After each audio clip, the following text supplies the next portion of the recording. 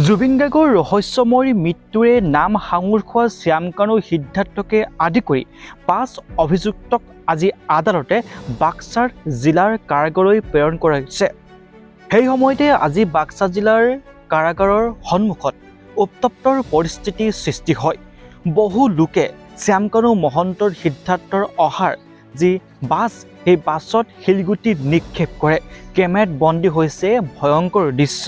এই দৃশ্যটোলৈ ভালদৰে মন কৰক। যিখন গাড়ীত শ্যামকানু সিদ্ধাৰ্থৰ শৰ্মাৰ আহিছিল, সেইখন গাড়ীত ইতিমধ্যে উত্তপ্তৰ জনতাই শিলেৰে গ্লাছ ভাঙি দিয়াৰ পৰিলক্ষিত হৈছে।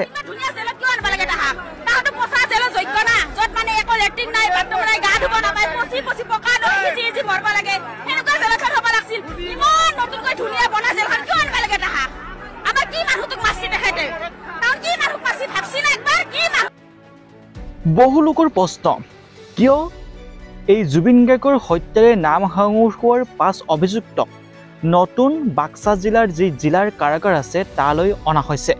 যিখন কাৰাগাৰ অত্যাধিক ধুনীয়াকৈ নিৰ্মাণ কৰা হৈছে। তেওঁলোকক 5 ষ্টাৰ হোটেলৰ যি সুবিধা দিবৰ বাবেই এইখন থানা জেললৈ আনিছে নেকি বুলি এতিয়া উত্তপ্তৰ পৰিস্থিতিৰ সৃষ্টি হৈছে বাক্সাৰ জিলাৰ কাৰাগাৰৰ সন্মুখত। এতিয়া বহু লোকে সৃষ্টি কৰিছে হুলস্থুল। ছিংগাপুৰত নৰ্থ ইষ্ট ফেষ্টিভেল কৰিবলৈ মাতি নি কিদৰে অসমৰ হিয়াৰ আমঠুৰ জুবিন গাৰ্গক অনাদৰ কৰিছিল শ্যামকানু সিদ্ধাৰ্থৰ শেষৰ সকলোৱে দেখিছিল। আৰু তাৰ পাছতে অকাল মৃত্যুৰ পাছতে সকলোৱে প্ৰশ্ন উত্থাপিত কৰিছিল। সকলোৱে তদন্ত কৰিবলৈ চৰকাৰক অনুৰোধ জনাইছিল। সমগ্ৰ অসমতে উত্তাল প্ৰতিবাদৰ সৃষ্টি হৈছিল।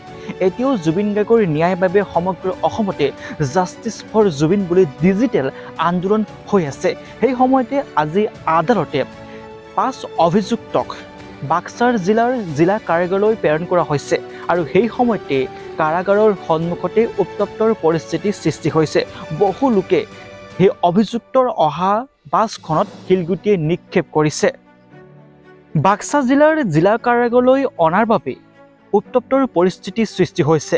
এইখন কাৰাগাৰত আজিলৈকে কোনো এটা কয়দী নাই বুলি বহু লোকে মন্তব্য আগবঢ়াইছে। তেওঁলোকে হৈছে অৰ্থাৎ এই জুবিন গাৰ্গৰ হত্যাকাণ্ডৰ লগত জড়িত ৫ অভিযুক্তৰ হৈছে প্ৰথম কয়দী তেওঁলোক, যিসকল বাক্সা জিলা কাৰাগাৰত ইতিমধ্যে ভৰ্তি হৈছে।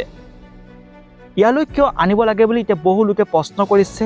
ইয়াত তেওঁলোকক 5 ষ্টাৰ হোটেলৰ দৰে ৰাখিব বুলিও এতিয়া বহু প্ৰশ্ন উত্থাপিত কৰিছে অসমৰ মুখ্যমন্ত্ৰীগৰাকীলৈ। কিয় এনে কৰা হৈছে বুলি বহু প্ৰশ্ন উত্থাপন কৰি এতিয়া জিলা কাৰাগাৰৰ সন্মুখতে উত্তপ্তৰ পৰিস্থিতিৰ সৃষ্টি হৈছে। আপোনালোকৰ মতামতসমূহ জনাবলৈ নাপাহৰিব।